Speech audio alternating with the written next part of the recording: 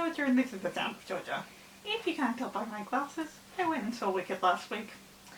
So let's talk about it, because it used to be my favourite, but I once made a video talking about how my relationship with it is complicated. And I think it still is. Okay, now I can actually see again, because it's also my first glasses. Look, I can't see with them on. And the green doesn't help. When I first heard that Wicked was coming back to Australia, I did not care. And I actually considered making a video called Wicked is coming back to Australia and I don't care. But then I realised, why do I need to make this video if, as the very title says, I don't care? And then when they announced the cast, my reactions were not negative. It took me forever to get around to buying tickets for this thing, because I just did not care. If you watch the video I made about how my relationship with Wicked is complicated, you'll know my biggest emotion towards this musical is apathy. So it was a long and uneventful road to get to this point. But I'm so glad I went. Do I love it as much as I did the last time I saw it? No. And that's not just because Hamilton has bumped it down to 5th place. I convinced myself for so long that this musical was number 2 because Hamilton was better and it was my number 1 before, but it was not. Wicked has not been my number 2 show for a very long time, no matter how much I tried to convince myself.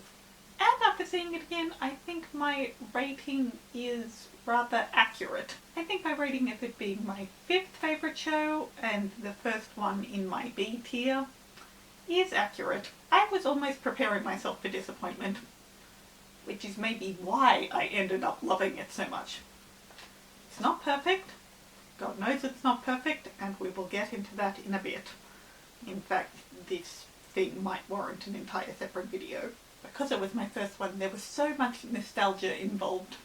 It was like complete muscle memory. I didn't even listen to the album before I went and saw the show last week. The last time I listened to the album, there was a significant chunk of it I just could not remember. But watching it at the theatre, it all came back. Like, just muscle memory.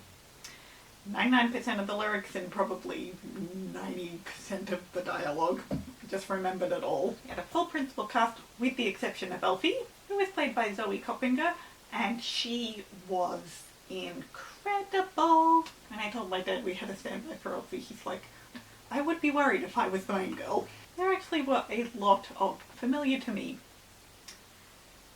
theatre performers in this production. Connie Monsma as Glenda was perfect. I knew she was going to be. I knew as soon as I saw the cast announcement that it was going to be her. Started with a silhouette. I recognised those curls immediately, so I knew it was going to be her, and I knew she was going to be great. And she was. Robin Nevin, Nicholas Hammond's wife and the best part of My Fair Lady in 2016, was Morrible, and she killed it. Todd McKinney was the wizard, which I was intrigued about. I wasn't sure whether he'd be charming enough, but he managed to make it work. I mean, it's Todd McKinney, so why not? Liam Head, who was Fiyero, was new to me, as was our Bob Curtis Papadinis. I hope I'm pronouncing that right. And they were both perfect for the roles, and I know I'll be keeping my eye on them in the future. Even with so much of it coming back to me as I'm watching, there were still a lot of things I forgot just how awesome the sets were.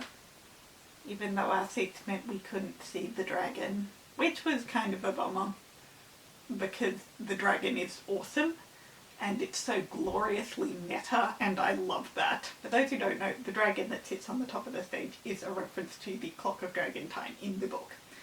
But in the book, the Clock of Dragon Time is not actually a clock, it's a puppet show.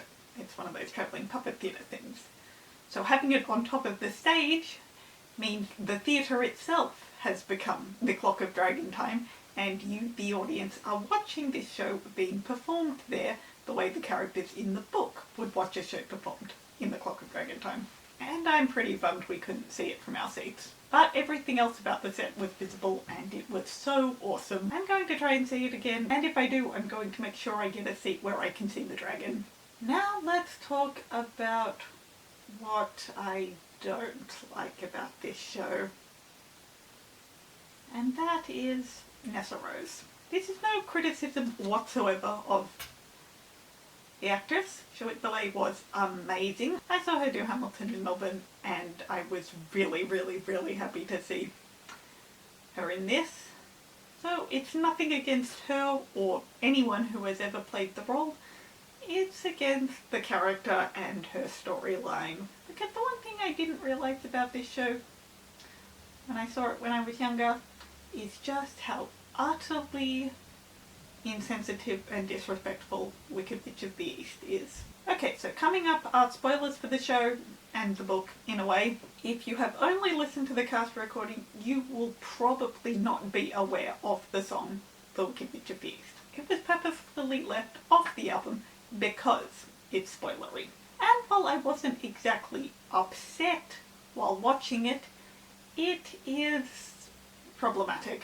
Yes, Nessa Rose's storyline is deeply problematic because here we have a disabled character and by the end of the story she's not disabled because Oz forbid we have a character who is disabled and happy. The whole narrative of the disabled character being cured is something I absolutely despise. I mean, it's been in plenty of mostly old classic books.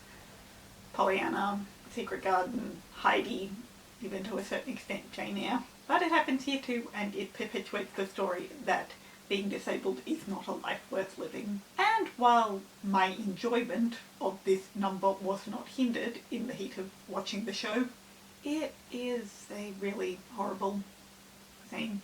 I even wrote a fanfic about Nessa once where it talked about this.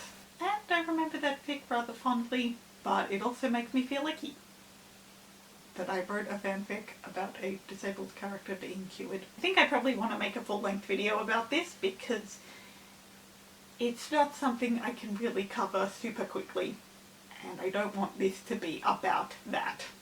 I just want this to be about the show. I just want this to be talking about the Aussie production and how much I loved it, which I really did. I also plan on rereading the book series very soon, probably at the beginning of next year. So there will be a book versus musical video coming. The book isn't for everyone, and if you pick it up expecting a musical novelization, you will be disappointed. But all in all, I had a fabulous day. The cast is great, the show is great, it was amazing to see it again. I can't believe how much I remembered, and it was just a full-on nostalgia feel. And that's everything for today, guys. I hope you enjoyed. Despite the fact that many people call it overrated, and despite what happens with Nessa Rhodes, I would still absolutely recommend going and seeing this one. If you have, what did you think? If you haven't, would you like to? Let me know. Feel free to like and subscribe, and I'll see you in my video next time. So long for all!